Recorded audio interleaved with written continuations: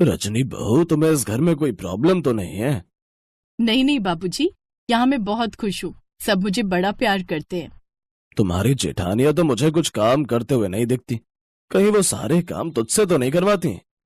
नहीं बाबूजी, ये सब काम तो मैं अपनी खुशी से करती हूँ।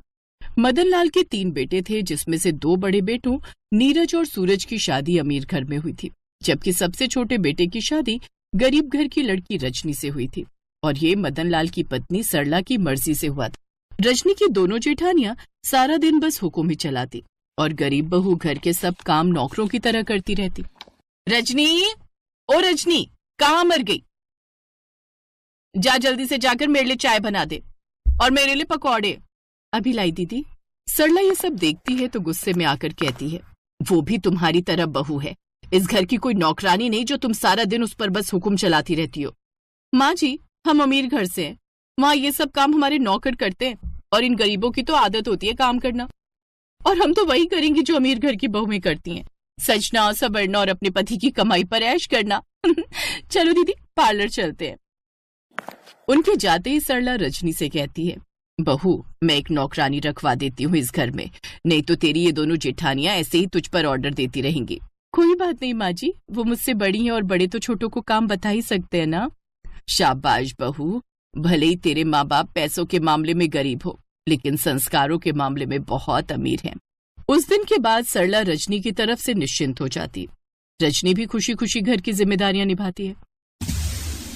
अरे सुन रजनी, मेरा तो आज कढ़ी चावल खाने का मन है। ठीक है दीदी। ओए, इतनी जल्दी कहाँ की पड़ी है? सुन जरा, मेरे लिए पराठे देसी घी में बनाना, समझी? बेफिक्र रहिए दीदी, आपके पराठे मैं देसी घी में ही बनाऊंगी। इसी तरह रजनी घर में सबकी फरमाइशें पूरी करती है, अपनी पसंद छोड़ सबकी पसंद का ख्याल रखती है, मगर उसकी संगत का अंकिता और सोनम पर कोई असर नहीं पड़ता। बहुओं की ये हालत देख मदन लाल बड़ा दुखी होता है। अमीर घर की होने का मतलब ये नहीं कि अपनी कोई जिम्मेदारी ही नहीं समझेगी। ये सब तो माँ बाप की कमी है, जो बेटियों को पैसा तो खूब दिया लेकिन संस्कार नहीं दिए। लेकिन लगता है ये सुधार अब हमें उनमें लाना पड़ेगा। एक रोज मदन लाल जब मॉर्निंग वॉक करके लौट रहा था तो उसकी नजर एक बोर्ड पर पड़ी, जिसे देखकर उसके दिमाग में एक आइडिया आ गया और घर आकर उसने सभी बहुओं को बुला लिया। कुछ दिनों में छठ पूजा का त्योहार आने वाला है और शहर का एक बड़ा बिल्डर गरीब लोगों को पकवान खिलाने वाला है। इसके लिए उसने एक प्रतियोगिता रखी है जिसमें 100 तरह के पकवान बनाने वाले को पूरे 50 लाख का इनाम दिया जाएगा। ये सुनकर तीनों बहुओं के मुंह खुले के खुले रह गए।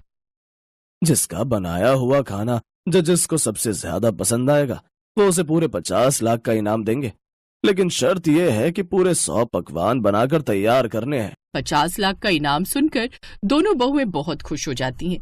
उन्हें तो पैसों से प्यार था, वो जल्दी से इस बात के लिए हाँ कर देती हैं। अरे इतने पैसों के लिए मैं 100 या 200 पकवान भी बना लूं। लो, भला जिससे एक वक्त की सब्जी नहीं बनती वो बनाएगी 100 पकवान। क्या कहा तुमने? कुछ नहीं भाग्यवान। आजकल सबको चाइनीज खाना बहुत पसंद है, इसलिए मैं चाइनीज डिश ही बनाऊंगी।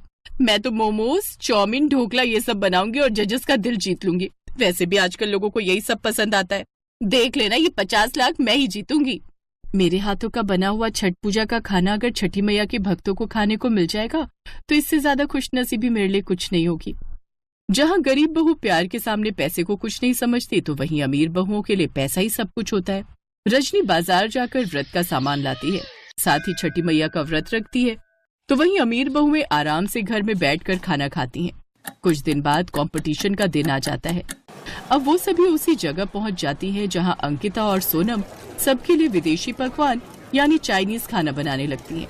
जहां रजनी 3 घंटे में ही सारे पकवान बनाकर तैयार कर लेती है, तो वहीं दोनों अमीर बहुएं अभी भी चाइनीज खाना बना रही थी।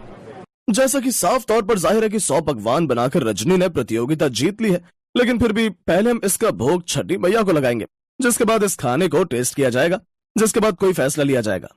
भोग लगाने के बाद जैसे ही वो खाना चखते हैं, रजनी का खाना बेहद लाजवाब होता है, क्योंकि वो उसने किसी लालच से नहीं बनाया था, जबकि दोनों अमीर बहुओं का खाना बेहद ही बेस्वाद होता है।